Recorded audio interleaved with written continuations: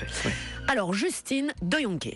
Voilà, donc elle a un thème qui est très fort, comme on dit dans le jargon astrologique. Elle est bélier, ascendant cancer, donc le signe d'eau du cancer va atténuer le côté très, très franc, très directif de notre nouvelle Miss Belgique.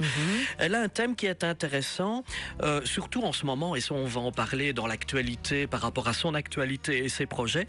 Un thème intéressant parce que là, le soleil, donc son soleil natal qui se trouve donc bien sûr en bélier, mais dans son secteur socio-professionnel. Donc j'ai envie de dire que quelle que soit l'évolution au niveau études, au niveau carrière, au niveau réalisation, c'est véritablement quelqu'un qui peut tout à fait se mettre en avant plus tard dans son activité professionnelle et même déjà en ce moment dans son nouveau rôle de Miss Belgique.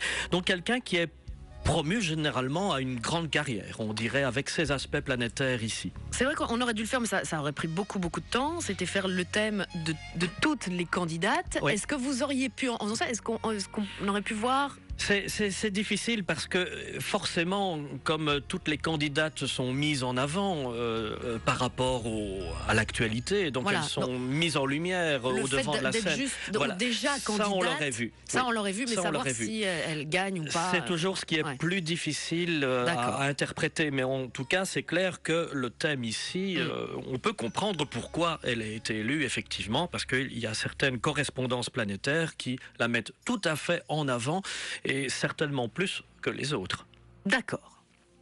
Alors, qu'est-ce qu'on peut voir dans son thème, l'avenir, les projets ? Alors pour le moment, ce qui est intéressant, j'ai déjà parlé l'année dernière de Jupiter et d'Uranus, ces deux planètes qui pour l'une, Jupiter représente l'évolution, le fait de se mettre en avant, et Uranus, les bouleversements, les changements. Ces deux planètes sont tip-top pratiquement sur son soleil natal et surtout sur sa maison 10 qui représente la vie socio-professionnelle.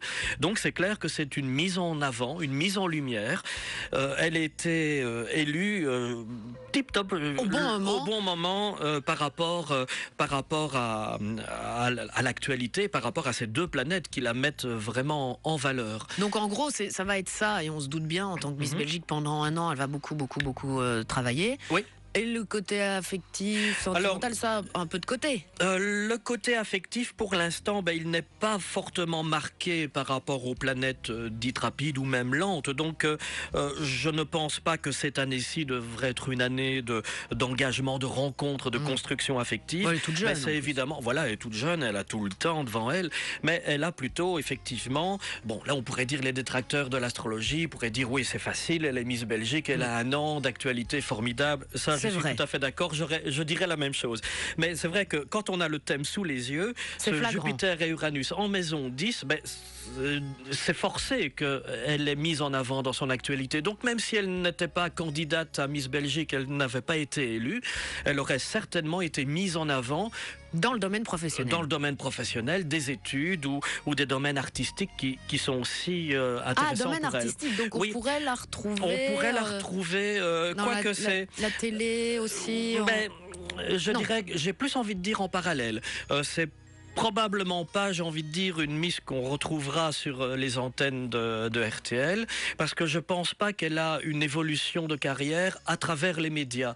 Mais je sens plus quelque chose en parallèle à une autre activité professionnelle qui peut être artistique, mais son activité principale, je dirais, pour son futur est quand même dans quelque chose de beaucoup plus concret et sérieux, je vais dire.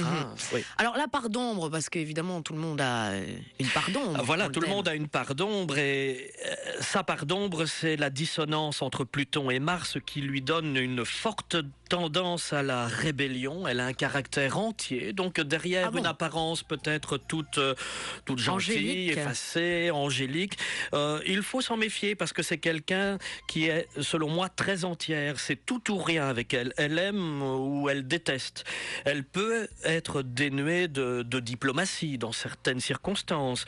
Elle peut être jalouse et susceptible. Donc, c'est toutes des zones d'ombre qui forgent aussi sa personnalité, qui vont se mettre plus en avant à d'autres périodes, évidemment, mais c'est pas ce qui ressort pour l'instant.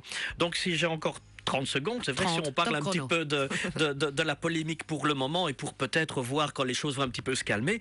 Pour l'instant, il y a une dissonance entre Mercure, la communication, donc on est en plein dedans, et justement par rapport à ces deux planètes, Jupiter et Uranus. Donc moi je pense que pour l'instant, il y a effectivement toute une polémique, des discussions. Mercure, c'est les discussions, les ragots parfois aussi. Maintenant, je ne dis pas qu'il n'y a pas un certain fond de vérité, mais je pense que comme c'est en lien avec Mercure, ça va s'apaiser, ça va s'atténuer. Oh, moi je dirais un mois. Mercure est une planète rapide. Dans un mois, il n'y aura plus cette dissonance avec Jupiter-Uranus qui affecte en même temps, qui met aussi la zone d'ombre sur la lumière de sa carrière qui est mise en avant pour l'instant. Donc à mon avis, ça va se tasser un petit peu. Il faut entendre un mois. Écoutez, on va essayer de joindre Darline dans quelques instants et on lui dira tout ça. Voilà. Merci Serge, ne bougez pas, on risque de vous retrouver je ne bouge pas. un petit peu plus tard.